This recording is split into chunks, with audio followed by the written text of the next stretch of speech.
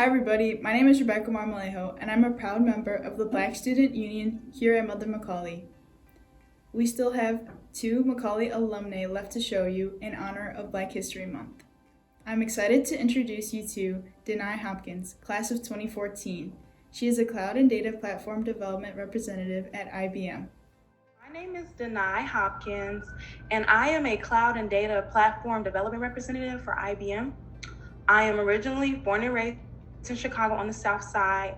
I graduated from Macaulay in 2014. Wow, that's so crazy. It doesn't feel like it's been that long. After I graduated from Macaulay, I went to Michigan State where I majored in political science, and I graduated in May of 2018, and I've been working for IBM for a year. And I am the second oldest of 5 brothers and sisters. All of my sisters went to Macaulay, and my little brother, he goes to Chicago Christian right now. He's a junior.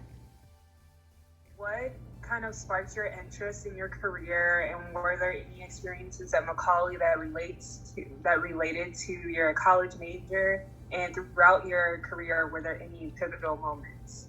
I majored in political science. I had internships for state reps, state senators. I interned for the Attorney General in Chicago, but my senior year, I just wasn't as passionate about it as I was. Like, I had a career change. I still graduated because I wanted to graduate on time, but after I graduated, and just being at Macaulay and trusting on my faith and just stepping out and just trying new experiences, I took a job actually, and I taught English in Southeast China for a year after I graduated from Michigan State in May of 2018. How did you keep your cultural identity true to yourself, and were there any experiences where you really had to have a moment with yourself while you're in a foreign country? Being in China, not only are you a foreigner, but you're Black.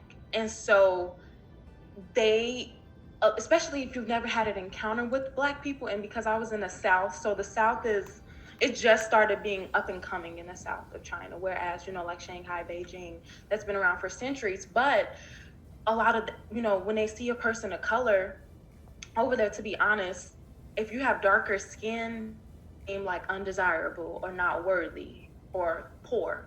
I would call home crying. I wanted to go home the first month. I was like, Mom, I'm over this. Buy me a flight home now. And she was like, no, you need to change their perception. You're over there for a reason. God placed you there for a reason. And so once I got grounded and understood that, I'm like, I want to change their perception of Black people. So by the time I got done teaching a year later, my students loved me. We had a great relationship. I was close with some of the parents. I still communicate with them to this day. So I think it's important, when Black people, when we are put in these situations where we're only the person of color, Black, brown, it's our goal to change their minds. And, we have to work 10 times as harder. So you touched a little bit on how Macaulay had prepared you to be kind of in an uncomfortable at first situation. So I was just wondering, what makes you most proud of Macaulay and to be a part of the Macaulay community? And so just being open-minded to different cultures and not saying turning your face up on an opportunity where that opportunity could have really led to another door. Also, being in Macaulay taught me how to, especially be a woman, to stand up for myself, to never be afraid to speak my mind, especially in the tech industry where it's still a predominantly white male industry. What are you most proud of in your life, and what do you consider to be your greatest accomplishment thus far? Teaching English abroad. Them having that first experience of being able to experience a foreigner and a Black woman, I would say that's the biggest thing I have accomplished thus far. What is your favorite quote or mantra that you would say almost every day or something? Growth and comfort don't coexist. And in order to grow, you have to be comfortable with being uncomfortable.